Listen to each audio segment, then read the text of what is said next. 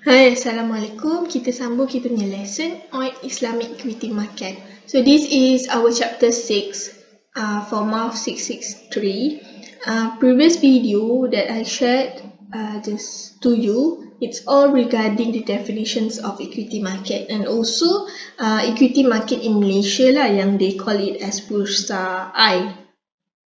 So hari ni in this video I will recap back sikit on the definition of equity market. So you guys already know equity market is also known as capital market. So it is actually a meeting point for buyer and a seller of stocks, meaning that it is a platform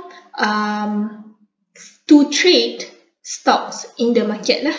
So meaning dia boleh trade the stocks either at the stock exchange. Dekat Malaysia dia panggil as bursa saham. So the buyer and the seller of stock tu can exchange the stock or the shares in bursa saham, especially for public listed companies, or through over the counter market. So in Malaysia or in any other country, we have two types of stocks. One is ordinary shares and another one is preference shares. So kita tengok what is the definition between these two shares. So simple definition, ordinary shares ni also known as common stocks. So dia ni have in meaning that they apply in every companies. So every companies will have OS lah. And dalam ordinary shares dia kata they give holders the right to vote at meetings as well as take dividend from the company's profit. So ordinary shares ni dia akan ada voting right and also dia akan dapat dividend at the end of the year. Dia kata voting right tu apa maksud dia? Voting right means you have a say on issues such as salaries and the future directions of the business. Meaning the ordinary shareholders have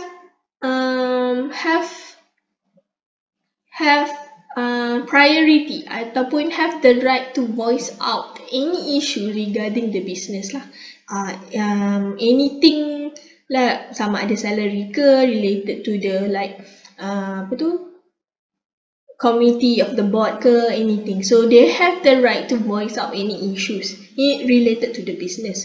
Dia kata although you do have the right to dividend when they are paid, companies are not obliged to distribute them should a decision be made to the contrary. So although the voting right to the ordinary shareholders have the voting right, but the dividend too is all based on the company's profit. So meaning the shareholders cannot like have the right to gain more profit ataupun according to their needs lah, kiranya dia kena based on the company's profit juga kan. And then dia cakap this may be because profit are lower than expected or because it has been decided that these profit are to be reinvested straight back into the business to fuel further growth instead. So kenapa tadi ordinary shareholders doesn't have right on the dividends? Because the profit itself is not larger than it seems it to be. So meaning because of the profit is less than expected one, so dia tak boleh lah ada like suka-suka nak profit yang lebih. So dia kena ada suka-suka nak dividend yang lebih, dia kena based on the profit juga. So sebab apa the dividend ni ataupun the profit ni sikit kan, part of the profit akan di reinvest back to the company. Reinvest. Okay, that's why the profit tu ataupun the dividend yang dia dapat tu akan jadi sikit lah, sebab part of the profit akan di reinvest back to the company. So that is on ordinary shares. So untuk preference shares pula, preference shares ni dia cakap comes with no voting right, but they do provide an advantage over ordinary shares when it comes to receiving dividend. So preference shares ni, macam tadi ordinary shares ada voting right. The preference shares ni no voting right. So they don't have any right to say anything related to the business lah. And also dia ada dividend juga. Kan? Dia kata preference shares are first in line for dividend payment both when the business is operating and also in the event of the company entering liquidations in the future. So ni dia kata preference shares ni ada advantage rather than ordinary shares. Sebab apa? When it comes to paying dividend to the shareholders of PS ni, dia akan prioritisekan the payment to preference shareholders dulu, baru dia akan bayar the dividend to the ordinary shareholders.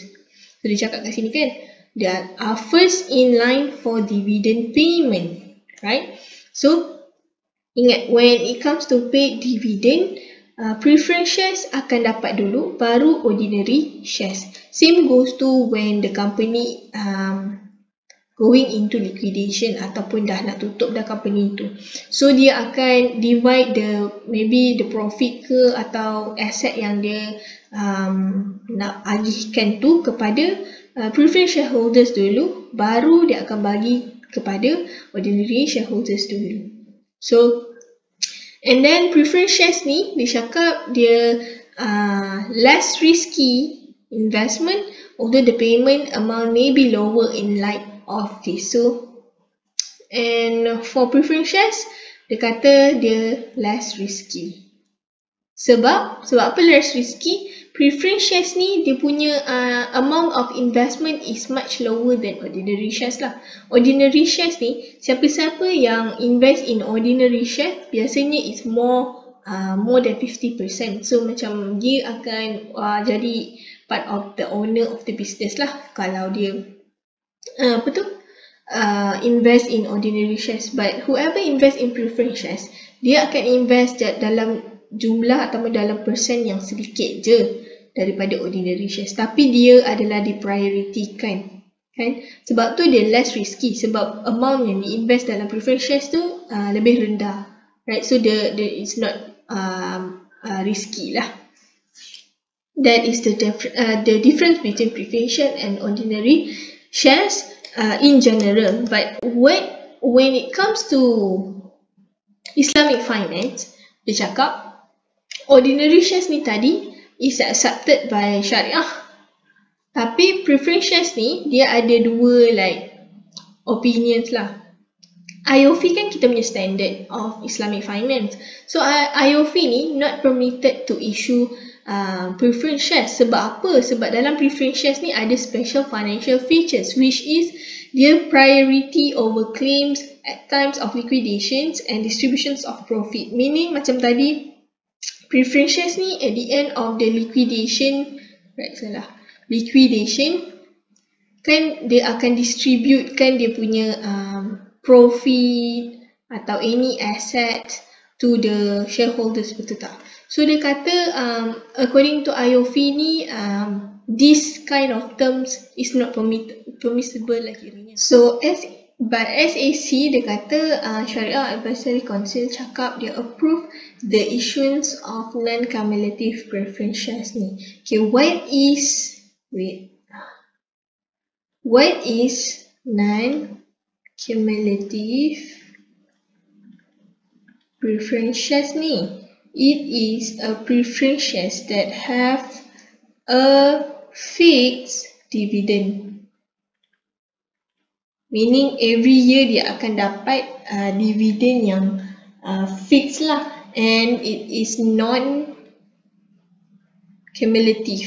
Meaning kalau dapat 100 on year 1, right, year 2 akan dapat 100 juga. So kalau year 3 tak dapat apa-apa, so year 4 dia takkan bawa dividen yang tak dapat tu on the next year lah, kiranya dia still akan dapat 100. It is not cumulative types of preference share. So that is even though it is missed in 1 year, So it will not accumulate lah to another year tu. So dia kata SEC ni approve this kind of preference shares dan cumulative preference shares ni. Sebab dia kata dia based on the concept of tanazu. Tanazu ni apa? Tanazu ni is when OS tu willingly give the right to profit to the preference shareholders. Meaning tanazu, right? So tanazu ni when OS willingly give the right of profit to preference shareholders. So that is the meaning of tanazu tu. So although SAC tu dia kata dia approve the issuance of non-cumulative preference shares ni in the concept of tanazu ni. So even though it is permissible to have a non-cumulative preference share, tapi dia kena decided by OS holders lah. So kalau OS tu are not really willingly to issue fixed dividend to preference shareholders, so it is not permissible lah kiranya. Dia mesti kena based on the decisions of ordinary shareholders. So that is the meaning ataupun the differences on OS and PS according to macam the Islamic finance punya terms. So kita move to Sharia advisory.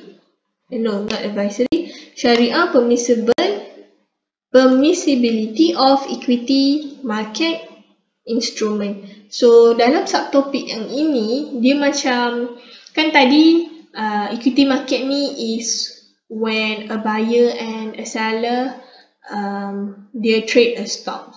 So dia boleh trade a stock or dia boleh invest, the buyer and the seller tu boleh invest to which kind of company, what kind of company yang the buyer and the seller boleh, the buyer can invest to. So dia kata dia boleh invest to joint stock companies. So joint stock companies ni akan issue certificate of ownership to the shareholders. So meaning when the buyer tu buy the stock on some companies, so the companies tu akan issue the certificate of ownership to the buyer. So the buyer tu automatically akan become the shareholders of the company lah. Dia cakap it is based on the equity based contract. Meaning equity based contract ni maksudnya it is based on a concept of partnership. So meaning when the shareholders and the companies tadi tu making into ataupun dia ada jual beli stok lah dekat situ. So bila ada jual beli stok dekat situ, itu adalah a concept of partnership, whether in a contract of mudarabah ataupun musyarakah. So bila relate back with the mudarabah and musyarakah ni, dua-dua akan menerima profit yang sama and also akan bear the loss accordingly, betul tak? So dia kata dia dalam konsep partnership ni dia akan share the risk and the reward of the business venture. So the risk ni the risk tu in terms of the loss lah, the reward tu in terms of the rewards lah. So at the end of the day, the investment tu reward tu akan dapat capital gain and also the dividend, like dividend every year. So but in terms of loss, the loss tu would be the capital loss ataupun the musyarakah partner tu must bear losses according to their capital contribution. So ini kalau nak tengok balik dia punya what is the loss and what is the reward that will gain between the shareholders and the companies, between the partners, you will go back to mudarabah and musyarakah contract. Tengok balik notes lah kiranya. So dekat sini dia kata syariah permissible investment ialah it is an investment between ataupun it is investment to a joint stock companies lah. So joint stock companies ni related ataupun it is based on a concept of partnership where they will share the risk and the reward accordingly. So it is permissible by Sharia. And then we go to next. We go to here pula.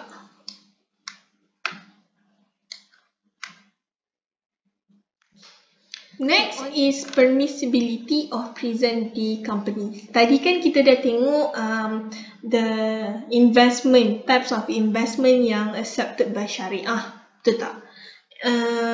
Now kita nak tengok types of company yang is accepted by Syariah. Meaning shareholders tadi boleh invest in joint stock companies, tapi the joint stock companies tu kena ada these two types of ataupun these two characteristic lah. Dia kata Syariah authorities accept two concept of present day companies. So the companies yang shareholders want to invest tu mestilah have a legal entity and also have limited liability.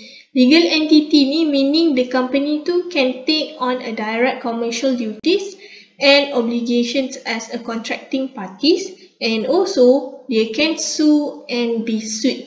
So that is the meaning of legal entity. And another one, the company tu must have a limited liability. Means the shareholders' financial liability tu akan be limited up to the amount of their investment in the company.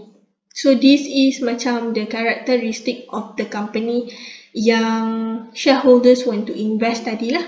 So tadi kita dah tengok shareholders, right, dia akan invest to a joint stock companies. Yang dia kata joint stock companies tu akan kiranya based on the concept of partnership lah, right? Partnership. So this is all yang permissible by Syariah.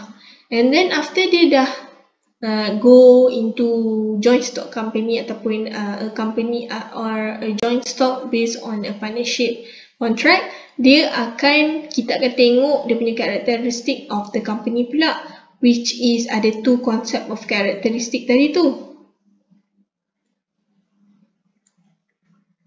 Right, ada tadi legal and also limited liability kat sini.